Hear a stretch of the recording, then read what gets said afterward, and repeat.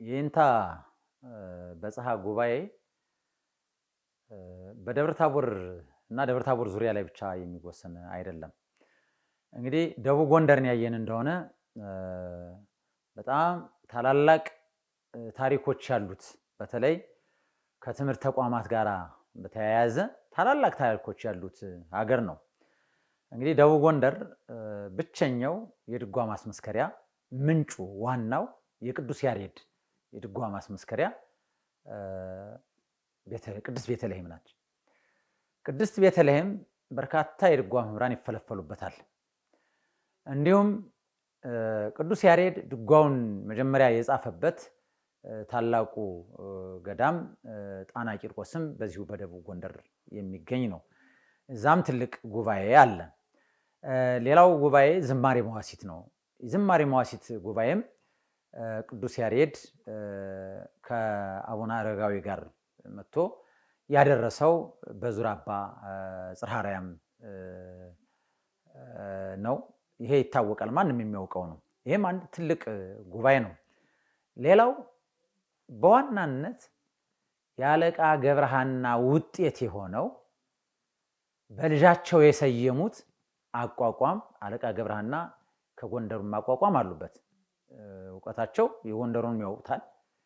ነገር ግን ደግሞ በልጃቸው የሰየሙት ያቋቋም ስልት በጣም ለየት የሚያደርገው በተመስጦ ራሳቸው የደረሱት ልክ እንደ ቅዱስ ያሬድ የሚቆጠር የሚታይ የቅዱስ ያሬድን ድጓ ጾመ ድጓ ቅንዋቱን ምዕራፉን በዝማሜ ልብ ሊመስጥ በሚችል ነገር ያደረሱት በደብረ ታቦር ታላቁ ገዳም ኢየሱስ ቤተክርስቲያን ነው። ደብረ ታቦር ኢየሱስ ቤተክርስቲያን ላይ ነው ይሄ ጉባኤ ያለ። አሁንም እዚያ ነው። ታላላቅ አባቶች አሁንም አሉ። ይሄ ጉባኤ የሚገኝ እዛ ነው።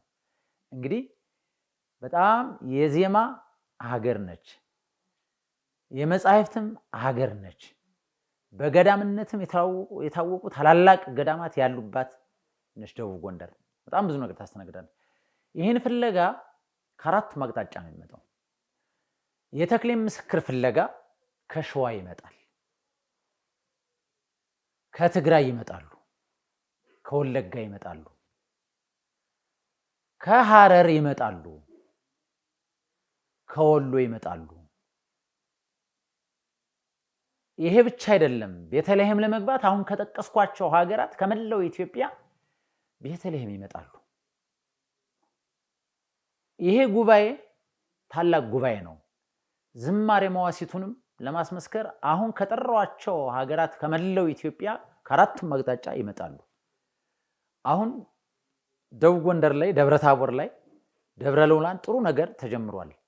የኔታ በጽሐ እነኚህን ጉባኤዎች የማስተሳሰር ስራ እየሰሩ እንዳለ በአንድ ወቅት አጫውተውኛል። ምክንያቱም አስተምረን እየበተን ነው እስካሁን ተግባር ላይ አናያይዛቸውም። አሁን ግን እነኚህን ሊቃውንት ማሰባሰብ አለብን። ከአራቱም ከኢትዮጵያ አቅጣጫ የሚመጡን አሰባስበን ተልእኮ መስጠት አለብን። ለዚህ ደግሞ ምን ያስፈልጋል? አዳራሽ ያስፈልጋል። የእንታ በጽሐ አሁን ያለችው ቤተ ጉባኤ ለአንድ ጉባኤ ብቻ ለማገልገል ካልሆነ እነዚህን ጉባኤያት በርካታ ጉባኤያት ይዞ ስልጠና ለመስጠት አያስችልም።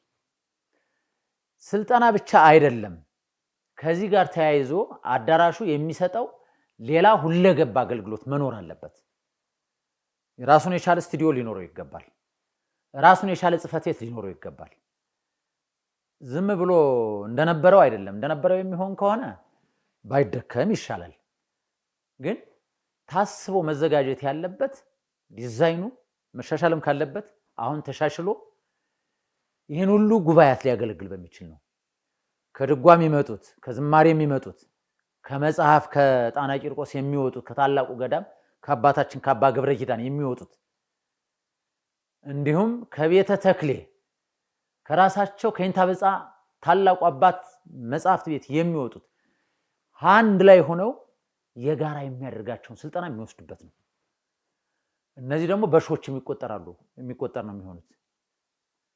ስለዚህ ቀላል አዳራሽ የሚችላቸው አይደለም። ቢያንስ አዳራሹ የሚሰራው ከ3000 እና እስከ 5000 ሊይዝ ይችላል ተብሎ የሚገመት ነው። ጉባኤው እዚያ ልክ ነው። ይሄ ጉባኤ ሲካሄድ እኛ እንመጣለን፣ መስማት እንፈልጋለን። ከተለያየ አቅጣጫዎች ያለ ነው የኢትዮጵያ ኦርቶዶክስ ተዋሕዶ ቤተክርስቲያን እምነት ተከታዮች መምጣት እንፈልጋለን። ይሄ ጉባኤ ቀደም የንታ መምህር አካለ ወልድ ያደርጉት ጉባኤ ይካሄድበት የነበረው ቦሩ ሜዳ ላይ አሁን ደግሞ ደቡብ ጎንደር መካሄድ አለበት። ቦሩ ሜዳ ላይ እንደዛ ይሰራል አሁን። ስለዚህ ብዙ ጉባኤያት ያስፈልጉናል እና ደቡብ ጎንደር ላይም ጥንት በራስ ጉግሳ ጊዜ እንዲህ አይነት ጉባኤ ስለነበረ ያ መመለስ አለበት። ያ ተመልሶ እንዲመጣ በቂ የሆነ አዳራሽ ያስፈልገናል። ስለዚህ ሁሉም መላው ኢትዮጵያውያን ተወላጁ ብቻ አይደለም፣ መላው ኢትዮጵያውያን ለዚህ እጁ መዘርጋት አለበት። በተለይ ዝግቡ መዝገበ ዘበሰማያት አላ ዘበምድር ብሎ ጌታችን አምላካችን መድኃኒታችን ኢየሱስ ክርስቶስ እንዳስተማረን ባለሀብቶች መዝገባችሁን በሰማይ ሰብስቡ፣ በምድር አይሁን፣ የምድሩ ቀሪ ነው፣ እርቃናችሁን ትታችሁት ትገባላችሁ። ያላችሁ ያጠራቀማችሁት ሀብት አንድስ እንኳ ተከትሏችሁ አይሄድም። ተከትላችሁ የምትሄድ ሀብት ብትኖር ማተባችሁ ናት። ፀጉሪቱ ማተብ ተከትላችሁ የምትሄድ ማተቧ ተከትላችሁ የምትሄድ ለምስክርነት ነው። ይቺ ማተብ በምንውልበት ትውላለች፣ በምናድርበትም አብራ ታድራለች። በጎ በሰንድራን ሰዓት ማተቧ ምስክር ሆና የበጎነት ባህሪን ተርጉመዋል ብላ ትስፈልናለች። ስለዚህ የተሰጠን የበጎነት ባህሪን ልንይዝ ይገባናል። ስጦታችን ነውና ሰው ማለት የበጎ ስጦታ ባህሪ ነው። ይህንን ደግሞ አባቶች ስሩበት፣ ወንድሞች ስሩበት። ያላችሁን ሀብት ለዚህ ለተቀደሰ ዓላማ እያዋላችሁ መዝገባችሁን በሰማይ አስመዝግቡ፣ በሰማይም ሰብስቡት። በኋለኛው ዘመን ይቆያችኋል።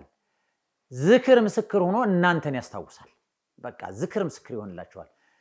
ዝም ብለን ዝክር ምስክር ብለን ሀብታም እየሰበሰብን ያለውን እየሰበሰብን ከምናበላ ይልቅ ድሆች የሚሰበሰቡበት ይሄ አዳራሽ ለድሆችም የሚያገለግል ነው። ለክህነት አገልግሎት የሚሰጥ ነው። የክህነት አገልግሎትም ከሰሜን ወሎ የሚመጡ አሉ፣ የኛ የሚቀርባቸው ከጎጃም የሚመጡ አሉ፣ ከሰሜን ጎጃም ከብርሃን ጎጃም የሚቀርባቸው አሉ፣ የሚሄዱ አሉ ወደዚያ። እንዲሁም ከሰሜን ጎንደር ከጎንደርም የሚቀርባቸው ወደዚያ አሉ፣ የሚሄዱበት ለክህነት አገልግሎት የሚሄዱ አሉ፣ በአዋሳኝ የሚሄዱበት። ይህን ሁሉ አገልግሎት የሚሰጥ አዳራሽ ነውና ትልቅ አዳራሽ ስለሆነ ከመላው ኢትዮጵያ ያለን ኦርቶዶክሳውያን በሙሉ እጃችን ለዚህ አዳራሽ መዘርጋት ይገባናል። እንዲህ በቀላሉ የሚሰራ አይደለም። አንድ ታላቅ ቤተክርስቲያንን የመገንባት ያህል ነው። ዛሬ በየከተማችን በ100 ሚሊዮን የሚቆጠር ብር ቤተክርስቲያን እየገነባን አይደል? ቢያንስ በዚህ ግማሽ በ50 ሚሊዮን ብር ሊፈጅ የሚችል ዘመናዊ አዳራሽ መገንባት ከኛ ይጠበቃል። ስለዚህ ሁላችንም እጃችን መዘርጋት ይገባናል።